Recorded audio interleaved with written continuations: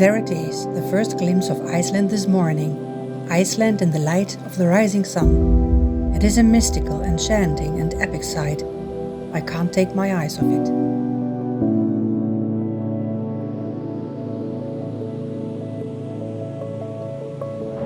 The view of the volcanic island this morning is overwhelming, breathtaking and fascinating at the same time. Simply magical.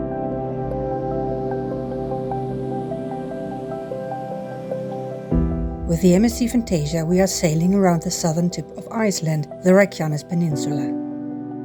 We pass the small town of Grindavik, which has become widely known since the volcanic eruptions at the end of 2023 and the beginning of 2024.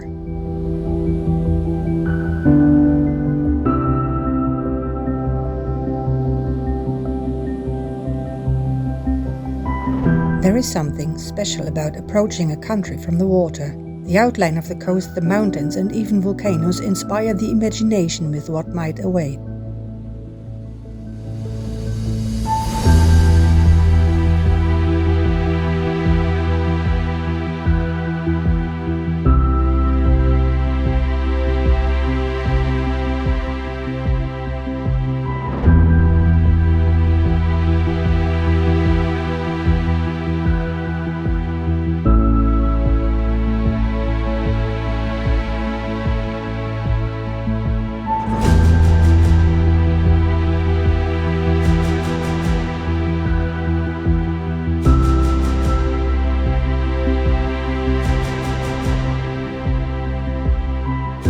The steam clouds, which probably rise from geothermal sources, are impressive.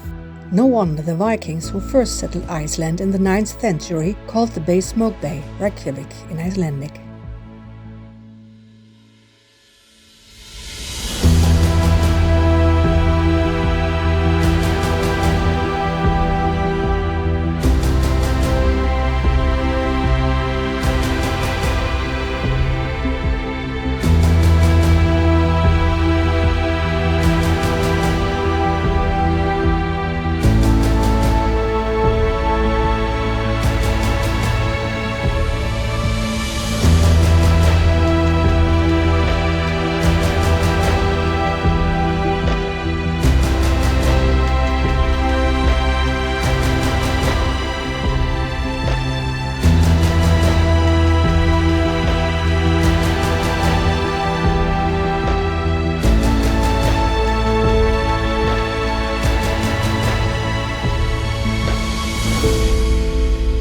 As the dawn slowly turns into a silvery pale blue and promises a day of good weather, we approach the city of Reykjavik. The city appears as a shadow out of the morning mist.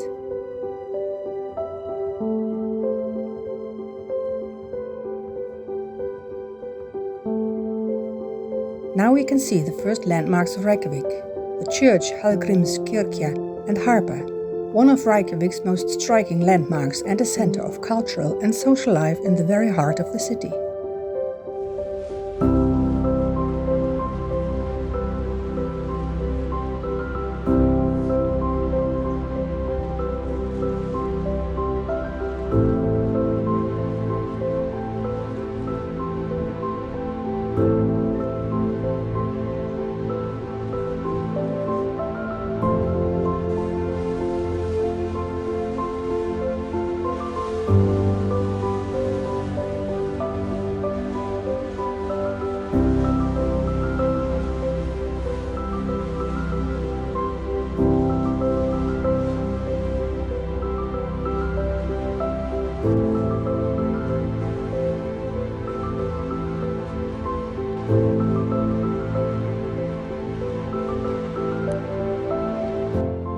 After arriving in Reykjavik around 10 a.m. local time, we will go on an excursion today, since we want to see as much as possible of Iceland.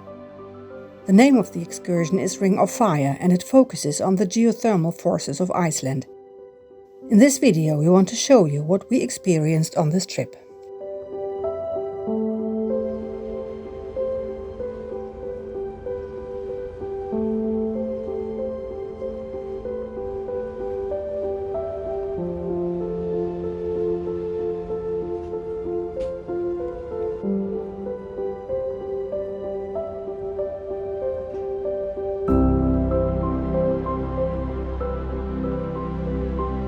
Reykjavik is the capital of Iceland and the northernmost capital in the world.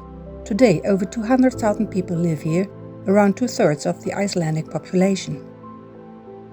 There is Perlan, a popular destination for shore excursions in Reykjavik. The futuristic building on top of 6 hot water tanks features Wonders of Iceland, which is a glacier and ice cave exhibition, and a cafeteria, a restaurant and observation desk.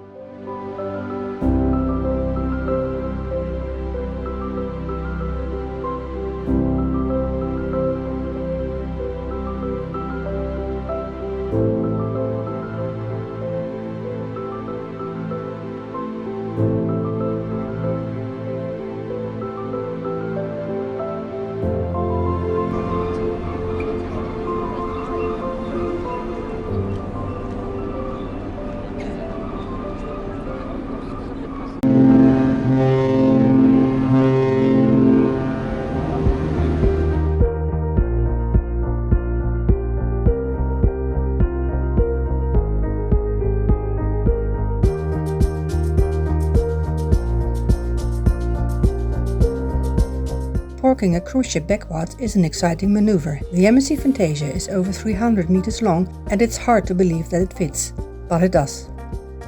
The staff of the Arcadia calmly observes the maneuver.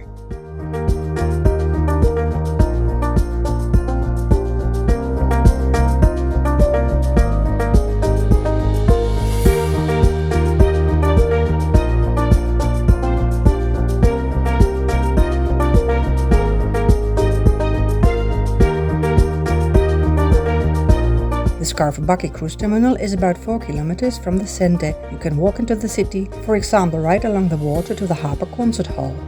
When we arrived, there was a shuttle bus from the cruise terminal to the city center and to harbour. There is a tourist office at the cruise terminal that offers information material, maps and more. There is also information about bus transport here. When we arrived, there was quite a rush on the shuttle bus as there were 2 cruise ships at the terminal at the same time.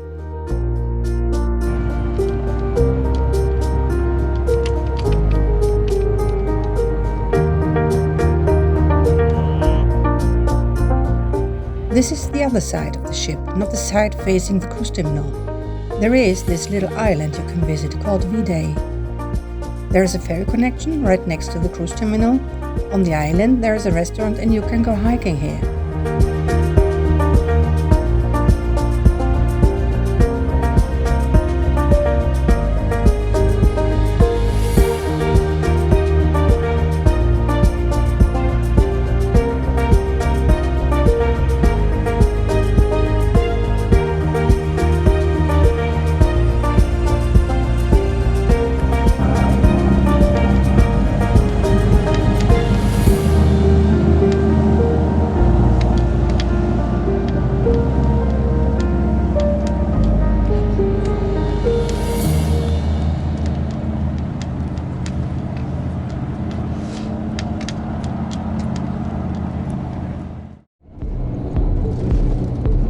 The excursion we booked has a promising name, Ring of Fire. There are around 130 volcanoes in Iceland, around 30 of which are active. Just a few weeks before our trip, the Hveragerði had erupted, with a crater at Litli-Hrútur. But at this moment there are no lava fountains anymore. On our excursion we head for 3 destinations: the Hellisheiði power plant, the village of Hveragerði and the Þingvellir viewpoint and visitor center on Lake Þingvellir. As we set off on the bus, I'll tell a little bit about the individual stops we make. I also apologize for the pronunciation of Icelandic words. I'm 100% sure I'm not doing it right. Just a short drive from Reykjavik lies one of Iceland's 30 active volcanoes, Mount Hengil, where you can still find hot springs and steam vents. A gentle reminder of its last eruption 2,000 years ago. This is where the Hellisheiði power plant is located, our first destination today. The power plant uses geothermal energy to provide the Reykjavik region with hot water and electricity. It is the most modern power plant in Iceland. Around 50 boreholes were necessary to bring boiling hot water and steam to the light of day from a depth of 2,200 meters. Using the turbines of the power plant, not only warm water but also electricity is generated. The primary energy obtained in this way keeps the residents of Iceland warm in their homes during the long winters. Hellisheiði is one of 6 power plants that provide a quarter of Iceland's electricity needs. The supply of hot water is even enough to heat the sidewalks and many streets in Reykjavik. In the visitor center of the power plant you can visit a geoscientific exhibition and a multi-vision show. The steam columns of the power plant can be seen from afar. The exhibition is very educational with lots of information. I have to say that the power plant is impressive, even if you have little technical knowledge. Unfortunately, we only have half an hour here. That is far too little to understand everything. You should definitely bring more time. We continue to Hveragerði, a town that lies on an ancient magma chamber. On the way there we keep seeing clouds of steam and hot springs.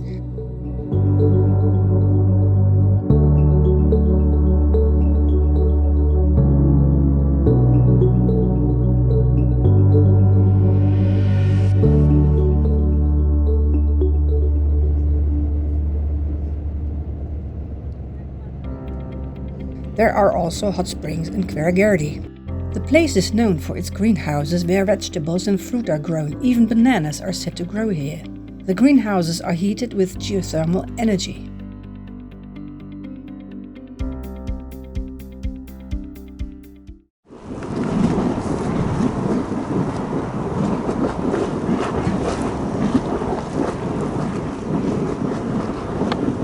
We visit the Hveragerði Geothermal Park in the center of the town. Here you can find mud pots that produce material for natural mud baths. Visitors can experience these mud baths firsthand and the benefits of a mud bath for the hands and feet.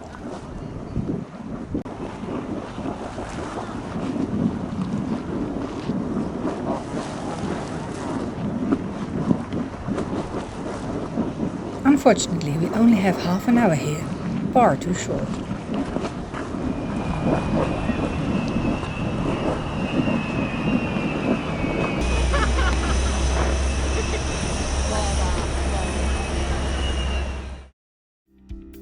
The residents of Hveragerði also use geothermal energy for cooking and baking.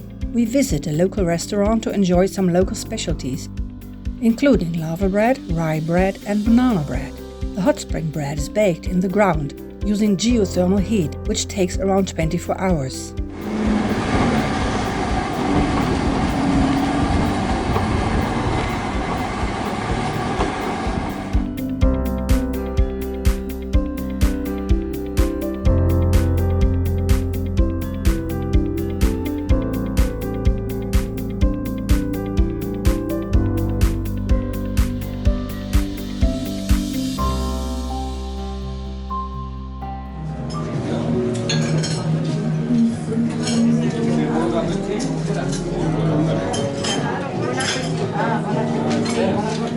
In Italy,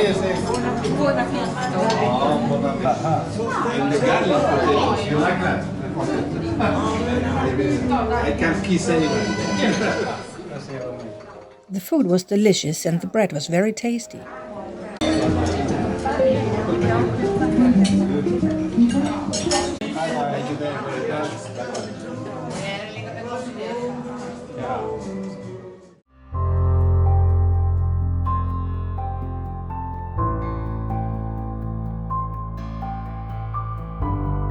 After lunch, we continue towards Þingvellir. We drive through a picturesque landscape that was formed by thousands of years of volcanic activity and extreme weather conditions, but also by huge glaciers. It's spectacular. At the same time, it is a predominantly untouched landscape. Iceland has just over 300,000 inhabitants, 2/3 of whom live in Reykjavik. Large parts of the landscape are therefore uninhabited.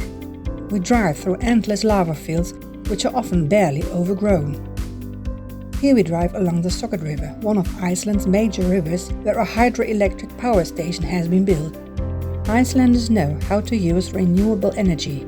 Our guide told us that Iceland has 100% renewable energy resources from geothermal and hydropower.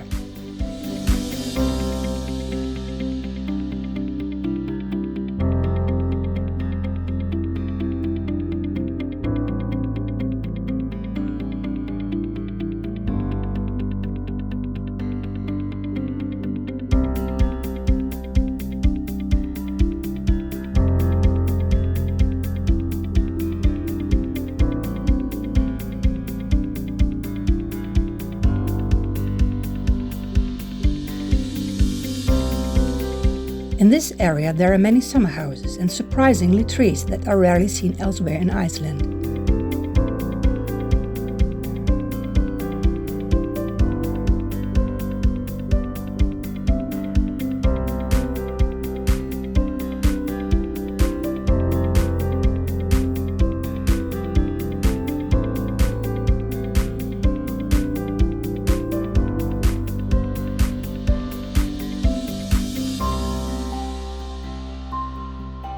Most of the vegetation here consists mainly of moss, grasses and medium-high bushes. Our guide told us an Icelandic joke. What does an Icelander do when he gets lost? He gets up and looks where he is. Can you see the car in the distance? That's what our guide means.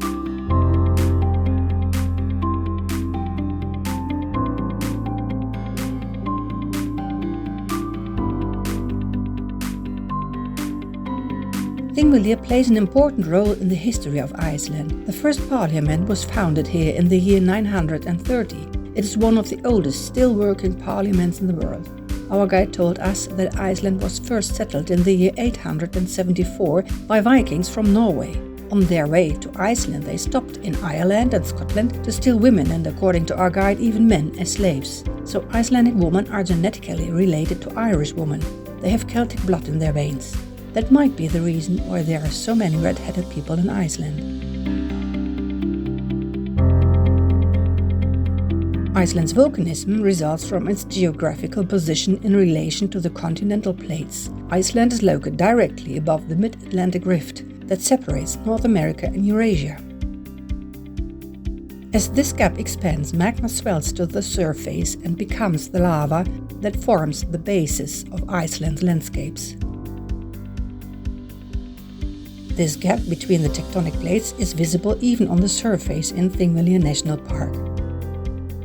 On our way to Þingvellir National Park we will cross the fissure. We then move from the Eurasian plate to the North American plate. In Þingvellir National Park you are even able to walk in it. Þingvellir National Park is also a UNESCO World Heritage Site since 2004. At this point you can already see the gap, the dark stripe in the landscape.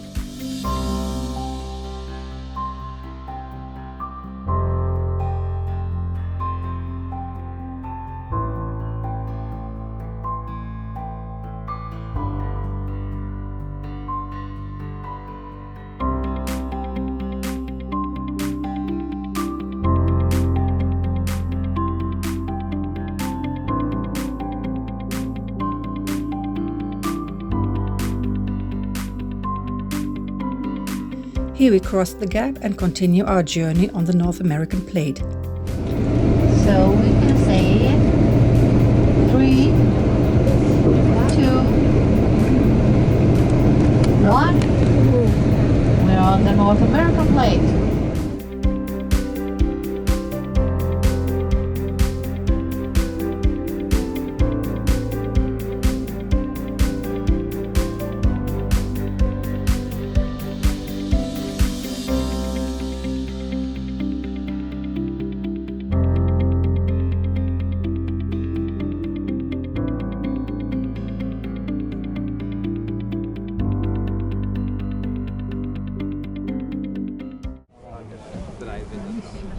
Þingvellir National Park is a historical and geological treasure, and the landscape is simply unique.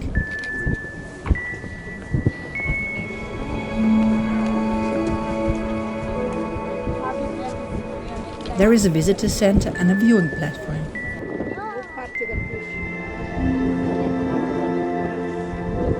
Þingvellir is also part of the famous Golden Circle, together with the Golfos waterfall and Strokkur.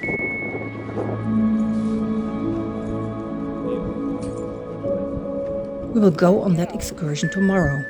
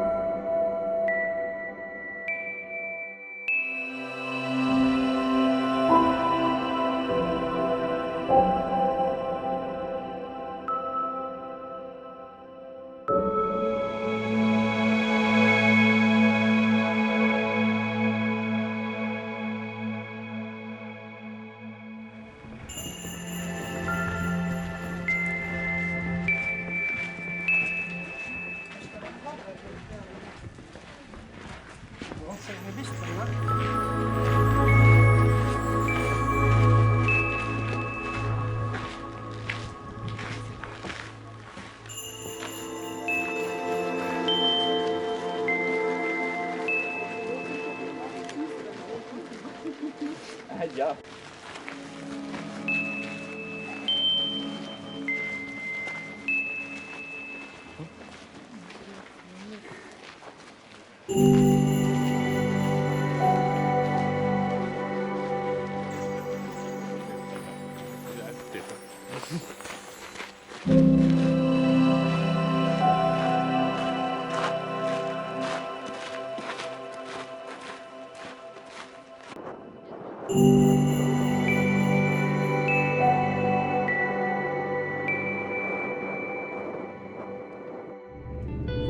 Finally, we drove past Hveragerði, the largest lake in Iceland, to a viewpoint on the lower flanks of the Hellisheiði volcano. Here we can enjoy the view again and take in the landscape from above.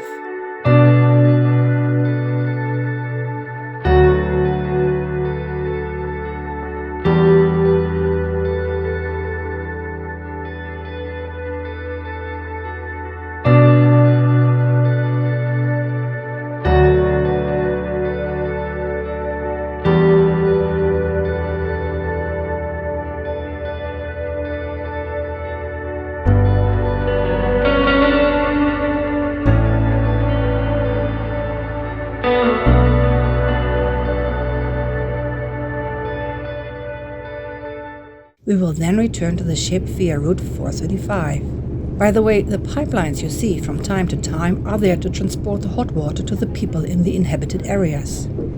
Was the trip worth it? The drive through the volcanic landscape of Iceland was like a revelation that we enjoyed to the fullest. The bare treeless mountains, the colors, the wide view, the lava fields, it was all fantastic. Our guide was well informed and explained everything well. The power plant at the beginning of our excursion was very interesting, but the stay there was far too short to be able to absorb the complex material and the very good exhibition. You should plan more time than half an hour here. The same applies to the geothermal park. Unfortunately, we didn't see everything here because we didn't have enough time. The Þingvellir National Park is one of the most important sites in Iceland and is very exciting and extremely scenic. It is also included in the Golden Circle excursion.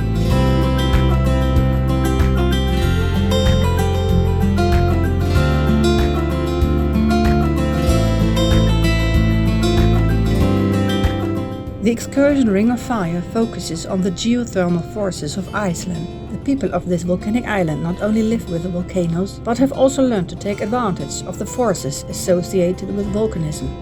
I guess we were very lucky with the weather today. We were on the road for more than 5 hours and got a good impression of Iceland, the Icelandic landscape, life next to volcanoes and the people, their culture and the food. It is a fascinating country, and we are already looking forward to the Golden Circle tomorrow. Until then, and thank you for watching.